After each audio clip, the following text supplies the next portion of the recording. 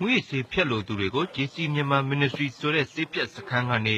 ခရီးယန်ဘာသာရေးအဆုံးအမတွေနဲ့စေပြတ်နိုင်အောင်ကူညီပေးနေပါတယ်။ဒီစေပြတ်စခန်းကိုဖွင့်လှစ်ထားတာ2 နှစ်ရှိပြီဖြစ်ပြီးလက်ကူမြို့မှာဖွင့်လှစ်ထားတဲ့ပုဂ္ဂလိကစေပြတ်စခန်းတစ်ခုဖြစ်ပါတယ်။ဒီစေပြတ်စခန်းကိုဦးဆောင်နေသူကတော့ချိန်ကနာမည်ကျော်ကြားလာတဲ့ Scorpion ဂိုင်းရဲ့ပဲ့ကင်ရှင်တူဖြစ်တဲ့ကိုရန်နိုင်ပဲဖြစ်ပါတယ်။ကိုယ်တိုင်မူရစေးရဲ့ကြေးကြုံဖြစ်ခဲ့ပေမဲ့ခရီးယန်ဘာသာရေးအဆုံးအမတွေနဲ့မူရစေးကိုဖျက်နိုင်ခဲ့သလိုခုချိန်မှာတော့မူရစေးဖြတ်လို့သူတွေကိုသူစေးဖြတ်ခဲ့တဲ့နီလန်အတိုင်းကူညီပေးနေသူတဦးလည်းဖြစ်နေပါပြီ။အဓိကခက်ခဲရတော့ကျွန်တော်တယောက်အပြန်လိုက်ယုံကြည်ခြင်းပေါ့။ဘာလို့သူတို့ကျွန်တော်နဲ့အတူအိတ်တွေခါအတူတူနေအတူစားတာကို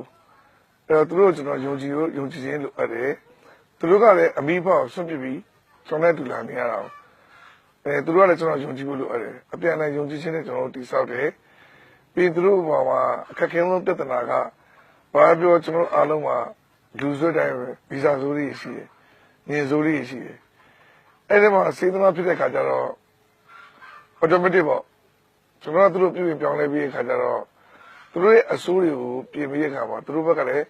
မခံမရနိုင်တဲ့အရာတွေရှိဆိုပဲသူတို့ကလည်းချိုးပေါက်ဖို့အမြင်နဲ့စဉ်းစားရတယ်ပြင်ဆင်တယ်ပေါ့နော်အဲ့ဒီအချိန်မှာကျွန်တော်ကသူ့ကိုဘလောက်ခွင့်လွှတ်နိုင်လဲပေါ့အပြစ်ပြီးအရေးယူတာတဲ့သူတို့ခွင့်လွှတ်ပြီးတော့လမ်းမအောင်တွဲခေါ်တာပေါ့နော်ပညာရှိရင်ငါနှလုံးနဲ့ငါကိုယ်တိုင်ကြီးဝမ်းမြောက်လိမ့်မည်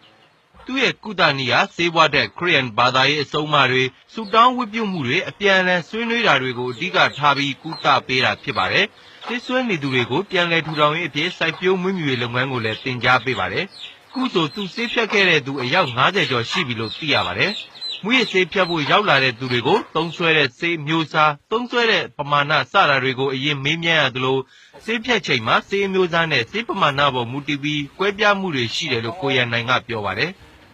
နံပါတ်1ဘိန်းသမားကဘိန်းစင်ကတရက်နှစ်ရက်ကျန်တယ်သူဘိန်းစင်တရက်နှစ်ကျန်တယ်သူ never acting လုပ်လို့ရတယ်ခံနိုင်ရှိတယ်၃ရက်မြောက်နေ့ကျတော့သူမခံနိုင်တော့ဘူးသူမှခန္ဓာကိုယ် temperature ကျမယ်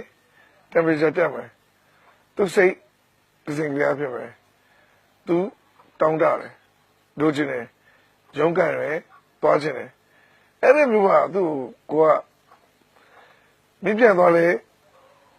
မွေးစွာရမှာပါဒါပေမဲ့တော့ချိန်တိုင်းအိတ်ဆွဲတဲ့မွေးစွာကိုပြန်ဖြတ်ချင်တဲ့စိတ်မင်းဖြစ်လာမယ်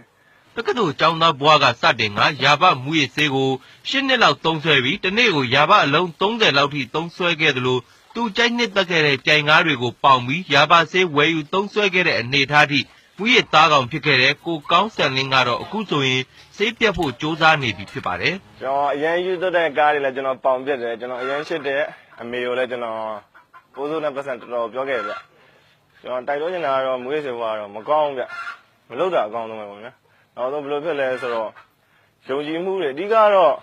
ယွန်လာတာဗျပတ်ဝန်းကျင်ကျွန်တော်တို့ယွန်လာတဲ့ flow ကိုကျွန်တော်ကမသိဘူးပေါ့ဗျာမဖြတ်ခင်ကတော့မသိဘူးဖြတ်လိုက်တော့မှယွန်စရာကြီးဖြစ်နေပါတော့ဘယ်လိုဖြစ်လဲကျွန်တော်ဟိုတာမန်လူတွေနဲ့မွေးစေဝါစစ်သုံးတဲ့လူတွေနဲ့ရှင်းကြည့်လိုက်တဲ့ချိန်မှာစကားပြောဆိုတွေနဲ့သောတာပန်ချင်းသုံးတဲ့အချိန်မှာတော့ပြောလို့ကောင်းတယ်ဗျအခုကိုလည်းမသိရင်ဟို celebrity လို့မင်းသားလို့ဖြစ်တယ်နောက်ပိုင်းကျတော့မှဟိုစေးသမားရုပ်ပေါက်နေပါတော့စေးသမားရုပ်ပေါက်ရလူကြားလည်းမတိုးတော့ဘူးပွဲမတိုးတော့ဘူးအတိုင်းဝိုင်းတစ်ခုပျောက်သွားတယ်ပတ်ဝန်းကျင်တစ်ခုပျောက်သွားတယ်မူရစေးသုံးဆွဲသူတွေဟာစိတ်ကြောင်ခြောက်ခြားဖြစ်တာတွေမိသားစုပတ်ဝန်းကျင်မှာပြဿနာတက်တာတွေနဲ့ရင်ဆိုင်ရလေရှိပါတယ်9တန်းနှစ်မှာကော်ရှူတာကိုစဆွဲခဲ့ပြီးတနေ့ကိုကော်3ဘူးရှူတဲ့တီဘောမျိုးကကိုထွန်းထွန်းနိုင်ကတော့ကော်ရှူရာကနေပြဿနာတွေတက်ပြီးဖမ်းဆီးခံခဲ့ရသလိုတီဘောမျိုးကနေနယ်နေနံ3နှစ်ထိအပြစ်ပေးခံထားရသူဖြစ်ပါတယ်ကော်ရှူစဉ်ကာလကမျက်စိနားနှာခေါင်းတွေကနေသွေးတွေထွက်တဲ့အထိဖြစ်ခဲ့တာကြောင့်ကော်ရှူတာကိုဖျက်ဖို့စ조사နေတဲ့ကိုထွန်းထွန်းနိုင်ကဆေးဖြတ်နေတဲ့အချိန်ကြုံတွေ့ခံစားရတာတွေကိုအခုလိုပြောပါတယ်ကျွန်တော်ပထမဒုံးဒီဖြစ်တော့ကြောက်တော်တော်လေးခံစားရတယ်ဗျစိတ်ထဲမှာတမျိုးမျိုးရွယ်ညရည်လဲအဲ့လိုအိမ်မပြောစိတ်ကြောင်6ချားရည်လဲဖြစ်ဗျ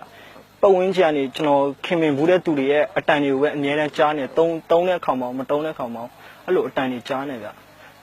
မူရစေးဖြတ်တဲ့သူတွေအများစုဟာငယ်ရွယ်တဲ့ကျောင်းသားဘဝမှာစမ်းသပ်သုံးဆွဲကြည့်ရကနေမူရစေးဆွဲသူတွေဖြစ်လာကြတာပါ 14နှစ်သားတဲ့ကဘိန်းမြူဘိန်းမဲရာဘတွေကိုသုံးဆွဲခဲ့သလိုကြိမ်ကြိမ်ဖြတ်ဖို့စ조사ပေမဲ့မအောင်မြင်ခဲ့တဲ့လာရှိုးမြို့ကကိုအန်ဂျလိုကလည်းယခုတစ်ချိန်မှာတော့စိတ်ရောကိုယ်ပါမူရစေးပြတ်ဖို့စ조사နေသူတဦးဖြစ်ပါတယ် ကိုယ့်ရဲ့စိတ်ဒဏ်ရာကြောင့်ပဲလောလောစိတ်ပျော်ရွှင်မှုအတွက်ပဲလောလောဒါပေမဲ့ခဏတာပြေးလာဆိုပြေးပါတယ်အဲ့အရာခဏတာပြေးပေမဲ့စိတ်ညစ်တာခဏပဲပြေးမယ်အဲ့စိတ်ရှိန်ပူ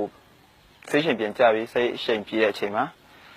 ယောဂဝေဒနာဘယ်မှာစိတ်ရှိန်ပြေးတဲ့အရက်နာကြတဲ့ပုံစံမျိုးယောဂစိတ်ရှိန်ကြတဲ့ဒဏ်ရောစိတ်ညစ်တဲ့ဒဏ်ရောနှစ်ခုပိုပြီးဖိစီးရပြီးတော့ဒီအရာဆိုတဲ့အရာလုံးဝမကောင်းဘူးနော်လုံးဝမကောင်းလုံးဝမလုပ်တဲ့အရာဖြစ်တယ်ပေါ့နော်လုံးဝမမီးဆန်းဖို့ရန်အတွက်လည်းကျွန်တော်တိုက်တွန်းချင်တယ်ပေါ့နော် မူရစေးဘွားဟာစမ်းသက်သုံးဆွဲသူတိုင်းဆေးဆွဲဖို့လွယ်ကူပေမဲ့ဖြတ်တဲ့သူတိုင်းပြတ်ဖို့အလွန်ခက်ခဲပါတယ်မူရစေးဖြတ်လို့သူတွေအနေနဲ့လည်းဆေးဖြတ်ချိန်မှာအသက်အန္တရာယ်တိကျနိုင်တဲ့အတွက်တက်သည့်ဆရာဝန်တွေနဲ့တိုင်ပင်တာတွေဆေးရုံတွေဆေးပြတ်စခန်းတွေမှာစနစ်တကျဖြတ်သင့်တယ်လို့သိရပါတယ်ခင်ဗျာ